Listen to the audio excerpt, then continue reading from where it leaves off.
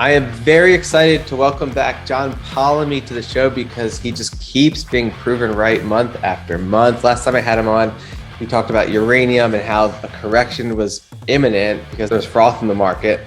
Lo and behold, that's what we've had. And he also was bullish oil at that time, and oil's over $100 a barrel. So welcome back, John. Very excited to have you on. Good to be with you. So yeah, you're right on uranium and you're right on oil. So I guess first, just with uranium, you called for a correction because the market was very frothy at that time. And so we've had one. What do you see kind of next in the space? Well, I think we're, regardless of the short-term correction that we've had since September, I think the late summer is when that kind of got frothy. It's pulled back substantially since then. Some of the juniors were down over 50%. I think that we're in a bull market for uranium that started probably a year and a half ago. And so it's like I've told people on my channel, people that follow me, what do you do in a bull market if you don't have a position, or if you want to increase your position, you buy the dip. So I think that this recent pullback, especially in some of the companies, if people want to speculate, the fundamentals continue to get better. I'm not going to go into it. That's a whole other thing, but suffice to say the fundamentals for uranium have continued to get better, and you just got an on sale. So if, it's like Rick Rule says, if you like tuna fish and they're selling cans for, 50% off, you will buy more cans of tuna fish. So I think people get, especially in these markets, sometimes a lot of retail investors get caught up in the FOMO, in the shiny object, whatever's hot, and they have a tendency to buy at the top or near the top of a run in the stocks, and then they get disappointed because it doesn't continue. So I think I've demonstrated a couple times on my channel and just going through the previous bull market, showing how you can expect during the last, I showed several juniors, some of them like MAGA uranium or something like that. It had like 4 or 5, 50% or more pullbacks on its way to a couple 1,000% ultimate gain. So I think people need to understand that. But I think the fundamentals are improving. They're the best they've been in years. Cameco said that on their recent conference call. Geitzel's very reserved and conservative. Obviously, he's running that large company, but he said this is the best uranium market in 30 years that he's seen. So I don't know, maybe he's talking his own book, but like I said, that's probably the most bullish, aggressive statement that he's made since I've been listening to their conference calls for the last 4 years. So yeah, I think people should buy the dip, and if they don't have a position, they should, it's another chance to take a bite at the apple. Yeah, this was an incredible dip and seemingly buying opportunity because just this last week, I pointed out the URNM ETF was up 9% and the S&P 500 was like flat. So obviously the elephant in the room is war in Eastern Europe, which is just major. That seems to be a catalyst for bullish uranium prices. Do you know what the dynamic is there and why that would be considered bullish? I know that, we're trying to shore up supply and it's super volatile, and Kazakhstan, Russia, that's all a big problem. So what do you think? Well, just to speculate, and there's going to be, what's going on right now is such a fog and chaos right now in information, but let's just look at it. Rosatom is one of the largest nuclear, full soup to nuts nuclear. You can go to them and they will design, build, and operate to turn over to you a nuclear power plant. They'll supply the fuel, they'll process it, they'll do the whole thing. Kazakhstan obviously is very closely allied with the Russians. I don't want to call it a client state, but it's pretty close to one, being one. So I think that, with the unknowns that are going on, if you close off the SWIFT system to banks in Russia, then if you have ordered material from the Russians, how do you pay for it? I think there's a lot of unknowns right now. So when you have that, you have volatility. But ultimately, this is part of the issue. I got chastised on recently because, I'm like looking at some of these things. I'm kind of like John Templeton. I want to look at something that's completely blown out. And then people are like, well, you got this call wrong, but I'm a 3 to 5 year type look ahead. And I can take you through The Asian financial crisis, you were probably in grade school then when that happened. I mean, what happened in Cyprus, these places are not going to dry up and blow away. And ultimately, things get resolved. There's not a 0% chance it won't escalate into World War III, but I think that that's probably not the likely outcome. Likely outcome at some point in the future, this will resolve one way or another, and then things will, kind of settle down. And then, if you're able to, so I think that chaos causes a lot of volatility, the lack of information, people speculating, and then you don't really know what's going to happen. I mean, I saw a tweet before we got on here that the initial drop in the ruble from one of the online currency exchanges, a 50% drop just since the Friday. So we'll have to see, as markets open up and then digest everything, and then how the knock-on effects. But it's not really. And this is the thing,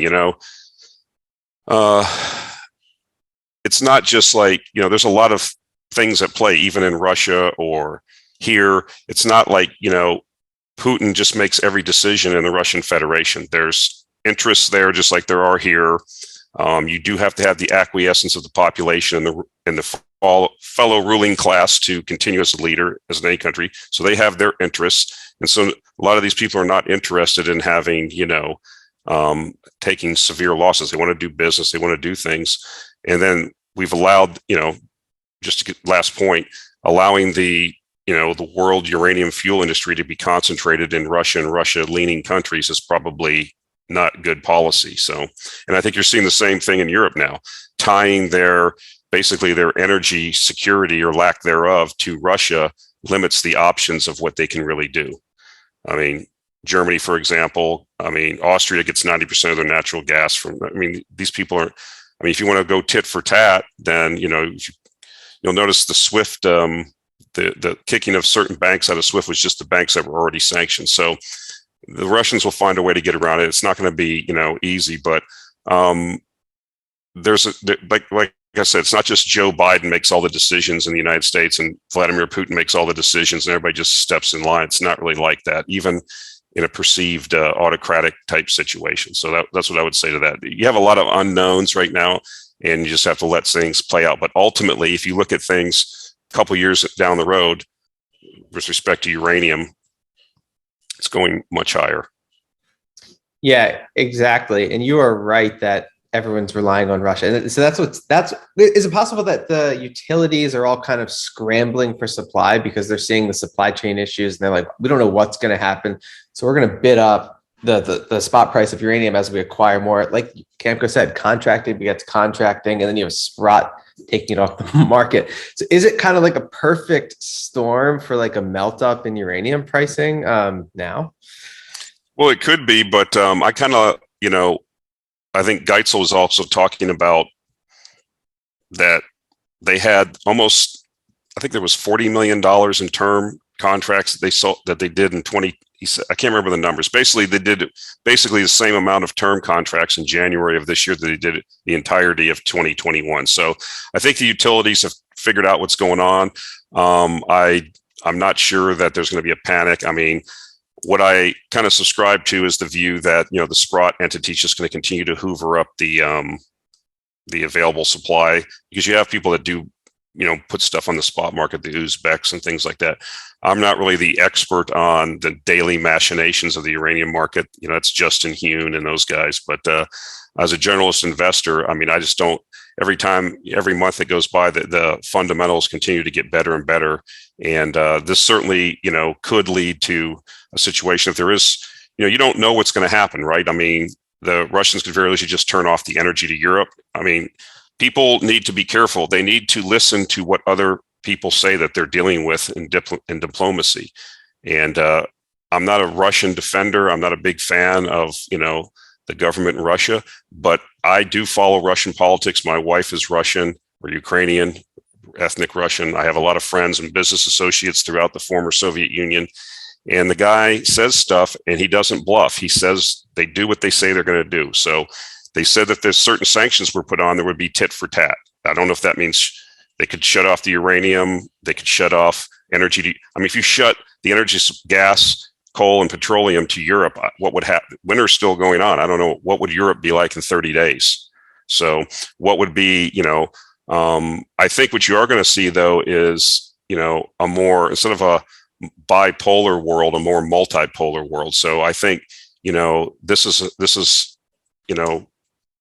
it could melt up, but I think it was just going to be this steady increase like we've seen. And I think the markets turn, the term markets turn. And then as the Sprott entity vehicle just continues to hoover up, they had a huge, somebody came in huge on Friday and bought I don't know what the number was, but it was, I looked at the chart, but so I think when they get the New York Stock Exchange listing, that will allow liquidity from the U.S. institutions. And so, I think, like I said, you had I think URNM topped out in September at 107. You could have bought it for like 60 recently, if that's the ETF. And it's like I said, select juniors that some people like to buy. Some of them were down over 50 or 70%. So, it's an opportunity to my mind. Yeah. And is the supply still, the supply deficit that everyone talks about, supply is way under demand. Are you still confident about that? Just that there is this supply deficit? Because that's kind of what the whole bull case hinges on right now. Yeah. Let's be honest, there's no shortage of uranium. The ability, but again, it comes down to the fact, okay, you just can't go out and turn a uranium mine on. I think you probably see one or two new mines come online during this cycle, kind of like the last cycle. Maybe it's Global Atomic's DASA mine or something. I don't know. Who knows? Everybody has their little favorite and they try to make the case for it. But, with the tier one assets that Cameco has, and then Kazatomprom being basically the low cost producer, if the price goes high enough, sufficient capital will come in over a period of time. You're not going to, I was on Trader Ferg. We talked the other day, and it's the same thing. A lot of people have this mistaken concept. None of your little crapcos are going to ever produce uranium, guys. It's Cameco and Kazatomprom can take, down the line, because I think there's going to be a nuclear renaissance over the next 50 years. But, in this particular cycle, I think prices will go up. And I think that, Kazatomprom and Cameco are kind of in the catbird seat, and will look to be managing, the canard that Kazatomprom is just going to flood the market with uranium. I think that's been it's not accurate. So I don't know. Like I said, I'm more of a generalist, and the supply demand fundamentals are the same or better. And now we're starting to see the term market pick up. So that's kind of the the $100,000 question. How much actual materials in the spot market? You know what I mean? No one can really, you can talk to different people and they'll tell you, they'll carry trades and all these things. It's a lot of it, I think, is speculation, but I think we're heading higher. That's just the bottom line over the next year or two. Yeah. I think we'll have a blow off top. That's what usually happens in these commodities after a cycle, after you go through the bottoming of the cycle, just because of the cyclicality and how long it takes to bring the capital and bring mines. And the thing about it is, we have this big ESG movement. Are you going to be able to build mines? With the Canadian government, are they going to get more involved in more ESG? Kazakhstan's not, or Russia's not going to be constrained by these things, but I remember a lot of people used to be high on the Berkeley, I think it was called. It's in Spain. They had a mine they were trying to develop, and the government in Spain just said, you're never going to build this mine here. It's just that you're not going to build a uranium mine in the European Union. So, I think some of these things, are limiting factors also. Yeah, 100%. And you're an energy investor, so you really understand the dynamics between oil and natural gas and uranium. And so you've been bullish oil, and that's one of the most successful trades of the last few months, which obviously is very contrarian because everyone thinks it's kind of on the way out. So, and you're bullish before this Russian war, which caused it to spike. So what is your take on what's going to happen with oil? Well, we had a kind of the initial run up into the war over $100 a barrel Brent, then it pulled back. Bottom line is we're in a secular bull market for oil. The bottom line is it's a again, an extractive industry. There's been insufficient investment for many, many years for various reasons, because of the shale abundance that we had, which is over with now. And the bottom line is that if you look at any energy transition, people should look at what Vaclav Smil says and other folks that have studied energy transitions. You don't replace the previous main energy source. It just gets supplemented by the new one. You can look, people still burn coal. And what you see is, the thing that concerns me is, and why I preach on, determine the premise that it's incorrect and then bet against it. In every previous energy transition, we've never went to a less dense energy source. So we went from burning animal dung to wood to coal, and then to petroleum products, and then nuclear, and that progressively gets more energy dense.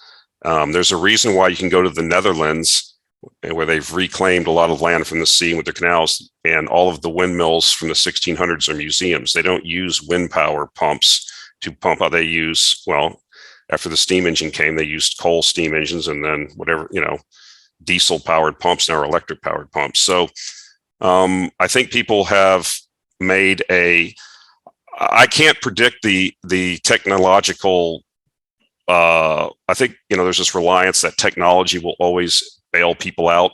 But I think that people have, thought that this energy transition would typically takes decades when they are allowed to happen on their own. We've tried to force it down like a goose's throat, and it's not going to happen in this election cycle. And they tried to do that. And we have some laboratories. I mean, I don't get into this. I'm agnostic on CO2 and this is irrelevant. Facts on the ground is that Germany has spent $600 billion on the energy transition.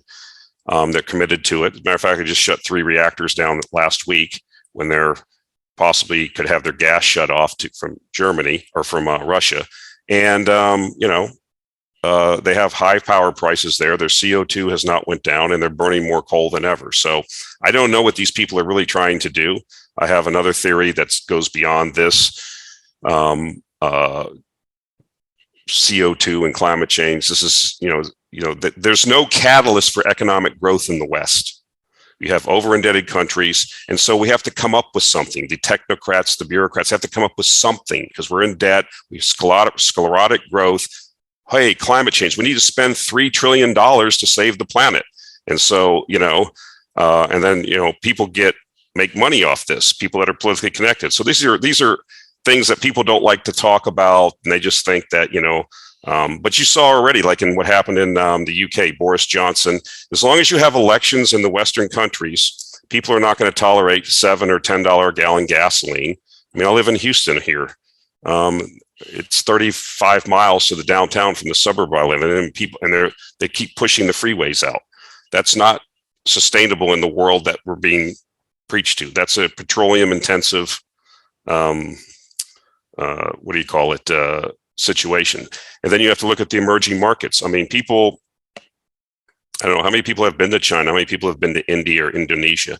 They're not, the majority of the people, their first transportation that they get after they get wealthy enough is a scooter or a, small, one cylinder moped or something that's gas powered. Then they get a car. Well, when they buy these things, they don't just park them, they drive them. So, somebody going to buy a, $7,000 local produced car in India that Reliance produced, or they're going to buy $65,000, $70,000 Tesla. It's not, people are not looking at this. There will be, I think, over time, have an energy transition, whatever that means. But I don't think it's going to be able to be fostered and directed from on high by bureaucrats who mostly are politically motivated to do these things, not looking at things. I mean, I had this conversation with a friend the other day. I mean, Goss plant in the Soviet Union had all the PhDs working at it, and they had, offices for everything. How many toothbrushes to produce? So Joe Biden and AOC and whoever is in the Congress knows how to do an energy transition based on what? They couldn't get a broom job in the refinery over here. So they're making policy. What's the policy based on? I mean, I'll leave it to the listener to work that through. I don't want to seem too cynical. Suffice to say, we have underinvested in these things. We have now politically, because of political reasons, to appease certain constituencies, clamped down on further increases, recent cancellation of leases, federal leases, Keystone Pipeline, increased regulation from the EPA and other agencies of the US government to appease certain constituencies of the Democratic Party. And across the entire world, in Europe, lawsuits against international oil companies that have been successful in the Netherlands, for example, and things like this, disinvestment by pension funds and other investment funds, inability to get insurance for projects or financing. This is all going to come together to limit the supply of these things that are required for the current civilization that we live in, that we've built our civilization around.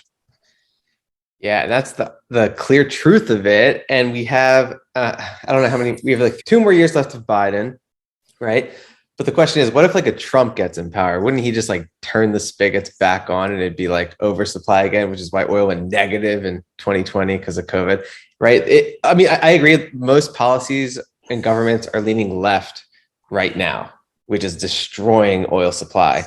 But if there is a big right transition, that could shift things a little bit, right? Yeah, but I mean, you've not just, so the world, you can go look this up. Rystad has charts for this. Wood Mackenzie. So the world uses 36 billion barrels of oil a year. We've not found even a third of that or a quarter of that going back every year for the last 10 years. So you're living off the carcass of previous investment cycles. You're not finding enough because we're not investing enough. So to overcome that, it can be done. If the oil price goes to $150 or $200 a barrel, like it did in 2008, was $150 a barrel. And even Nancy Pelosi was talking about drilling off North Carolina because they will be voted out of office. As long as you have democratic elections, people are not going to tolerate being made poor. They were sold a certain deal, a lifestyle that they like. I mean, I don't know. I think you have a pretty nice house there. I mean, abode. I mean, people have a certain expectation. And, if your energy costs go up by 100 or 200%, whatever, that is going to be manifested in polls and a change of government. But these investment cycles are so long. I mean, I'm looking at this for like the next year or two. Eventually, I think what's going to happen, I had a meme that I put up. I showed a picture of the Earth and I put, world economy. Then it was an asteroid flying at it and it said oil prices. So that's what's going to, eventually oil price will go up sufficiently where the economy will be affected and demand will be choked off. You're not going to go fly your Cessna 172 or buy a new boat if, oil's $150 a barrel. So, and then every marginal producer will go out there and produce. And this is why you have cyclicality. So I think longer term, you could have a change in policy, but for our purposes of this investment cycle, I think it's built in that we're going to have all-time highs eventually. Exactly. It is built in. And I love your philosophy on kind of like what enabled civilization to progress as far as it has. It's cheap energy, like all these tech growth stories. Could they have done it if oil was $300 a barrel?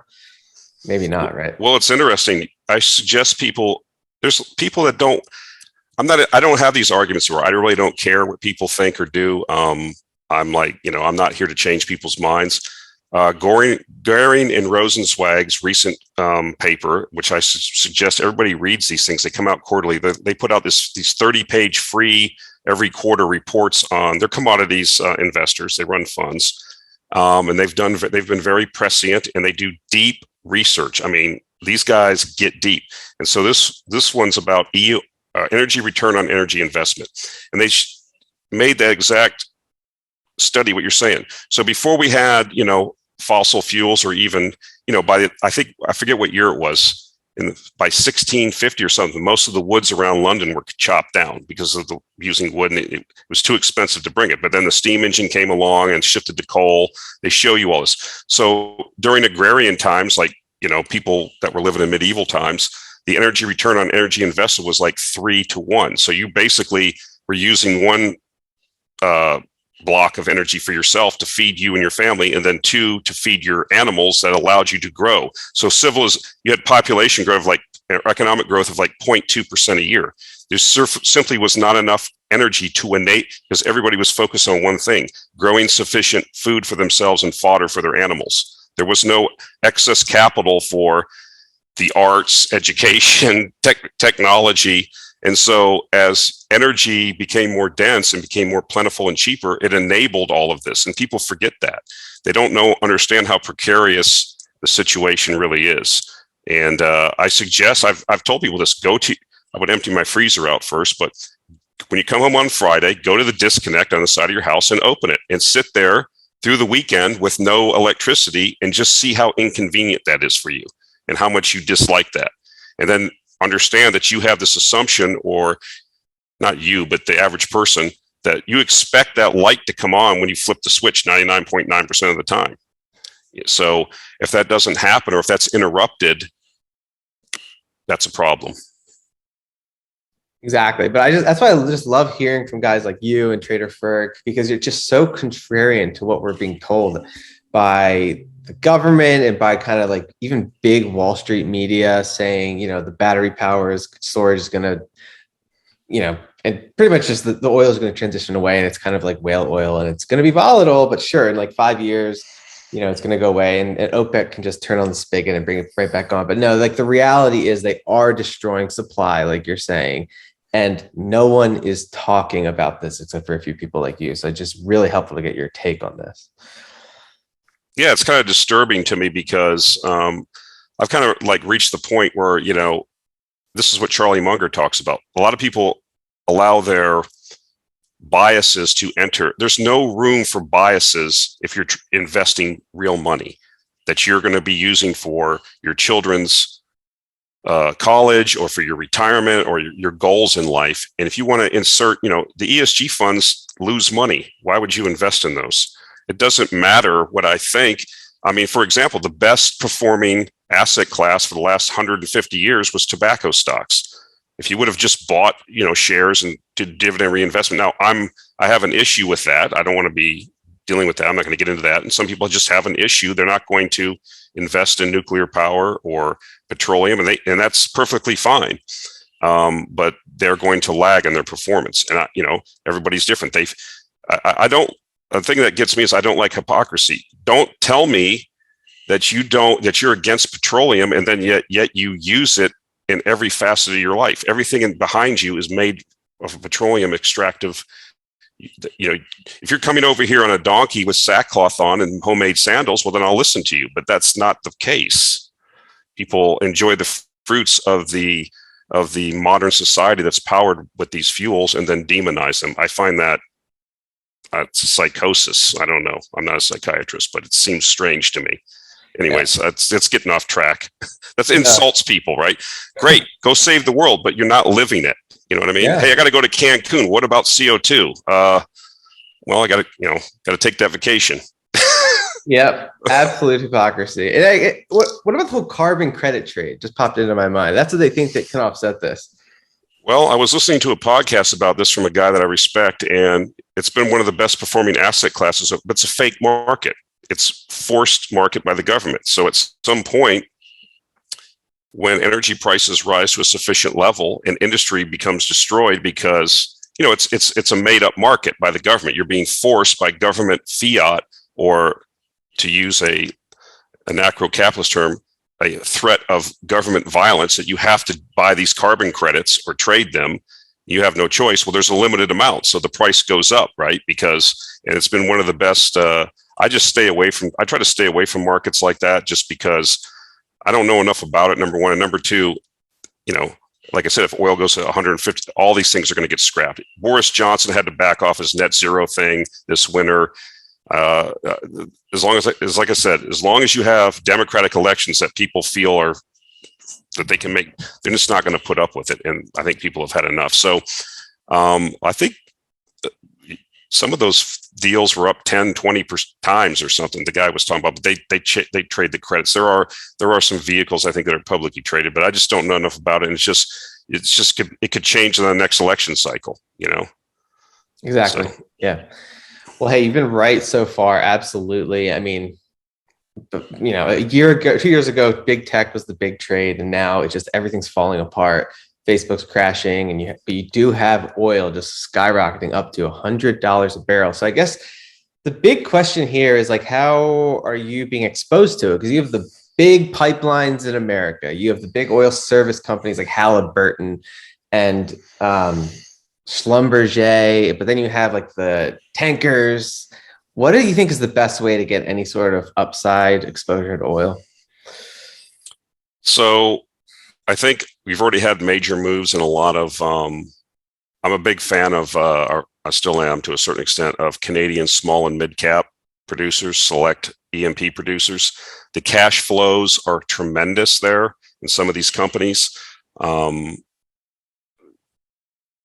You can't just buy them willy nilly, but they've had a lot of big moves. I mean, I bought at the lows, just to give an example, we bought, I put it out publicly, Athabasca Oil Sands. I think we were buying it at 12 or 15 cents. I sold it recently for about $1.50. That's a 10 times tenor, but is it going to go another 10 times from here? I don't think so. So what's undervalued relative to the oil price, what hasn't moved, is oil field services. And so I like, even if you just bought the OIH ETF, if you look at previous cycles, somebody put a scatter plot chart. So at the current oil price, the OIH previous cycles has traded at like 700 or 800 on the index, and it's at about 250 right now. So just a generalist investor buying the ETF, is looking at least a 3 or 4 bagger from here, maybe, possibly. You can't know. But then if you want to get really distilled down to some unique, there's a lot of companies that are survive the probably the worst oil field depression in the industry's history that are now coming out. And if you look at some of the Q3 and Q4 earnings of some of these smaller companies that provide various services, I'm not saying drilling necessarily, but supply, coil tubing or sand or drill bits or something. And there's all these smaller companies that trade, especially in Canada. They're really coming off their bottoms pretty good. And some of those I think could go 10 times from here if selected. But the generalist guy, I mean, the thing that's lagged is oil field services. I talked about Schlumberger publicly, like, I don't know, a year ago. So some of those have moved, but I think there's still a lot of juice in that lemon. I think that if you get a deal on Iran, which I think they're working towards, the Biden administration, because they need that full complement of oil put back on the market. I mean, I know this war in Ukraine's been dominating the news cycle, but they are moving towards what appears to be a deal. So you have, 50, 60, 70 rogue tankers that if they allow Iran to back in the world market, they can't use those illegally tanked. They don't have certificates, haven't had recent inspections. Those things will go away. And so I think, your very large crude carriers and stuff, that's one of the only shipping sectors we haven't seen do anything. So yes, I still have some bullishness there, but it's been dead money for a couple of years now. So that would be kind of more speculative, but I'm really focused on, like I said, this oil services. And the other thing I'm really focused on now, and I've been moving into, is agricultural. You're going to have a very high, when you have a spike in energy prices, with a lag, you typically have high food prices. And we're seeing that already. If you look at where beans are, corn, and I think that, for example, what is going to get planted here in the next month or two in Ukraine, where they're having the fighting, is very large areas where they have where a lot of the wheat, sunflowers, and stuff is grown. So that could affect things. Not only that, the natural gas prices in Europe. I mean, Russia, before the war even started, just because of the high gas prices, you had many ammonia and urea plants in Europe had to shut down. You're already seeing record high prices for urea and ammonia here in the United States. So I think that, that I've talked to farmers, people text me, email me, and they're shocked about the input prices they're having to put. So that we have a tendency, if you don't want to put, like, corn requires a lot of nitrogen, so you shift to beans. Well, you can't get the bean seed now, and you can't, because there's not enough, right? So there's all these intermarket correlations that can be looked at, or second order thinking. So I think, food prices are going substantially higher. They're already pretty high. They're up. If you look at the UN food index, It's up about 40 or 50% in the last year, and is hitting the areas where the UN typically says it can cause political instability in food scarce countries. So you're going to have a problem here in the next year or two with that. But, I can't wave a magic wand. All I can do is, this is an opportunity. I was telling people to buy some fertilizer. It's hard to participate in that, though. So they used to have the fertilizer ETF. They got rid of it at the bottom of the market, which is typical. But I still think you can make some money there. If you look at some of the earnings that like Mosaic came out with, they were pretty decent. So I would take a look at that. If you want to get jiggy, you look at palm oil producers in Singapore and Malaysia. But that's level 20 stuff. Oh yeah, absolutely. Well, all this kind of is because the narrative is that technology is deflationary and AI robotics are going to eat away at all this stuff, and like natural resources, which aren't scarce, are just going to be able to come out in abundance. But you have been 100% correct that is just not the right narrative right now. There's inflation, commodities are pumping for a reason, and they're going to continue to do so based on everything you just talked about. So, yeah. Well, like I said, even moving from, we're going to move into an era from a bipolar world to a multipolar world. And I think that people are going to realize that energy and food security, if you don't have those things, you will not have political and social security in your country. So hard lessons are getting ready to be learned, I think, this decade. And I think that I do agree, debt, deflation, and technology are debt, demographics, and technology are deflationary. But you can have periods of time where, because of a confluence of events, some out of your control, some that are, tail risks that come out, and you can have, a period of a decade where commodities could, money printing is not going to stop either. So, I mean, yeah, I think that, but you got to be careful, right? Volatility, and you can't just be willy-nilly. You really have to, I think this through, and then, place your bets on the right places. Oh, 100%. And so people should definitely check out Actionable Intelligence Alerts to get your updates, because you have your finger on the pulse of this market. So where can people go to find you and stay on top of this? I think the best thing to do is just go to like my YouTube channel, because everything's in the show notes. The links to, I put out, if you get on my mailing list, I put out like a free weekly email that just kind of gives high level thinking around, some of these ideas. And then if people are inclined, if they listen to the videos or get the emails, and then want to get in specific companies that we're having success with, and have a subscription service, they can take advantage of that. But everything's in the links in the YouTube channel. Just put my name in YouTube, it'll pop up. This discussion is for informational purposes only. Please consult a certified financial planner when making any decisions about investing. And do your own research before making any decisions. Investments are risky, and you can lose lots of money in them.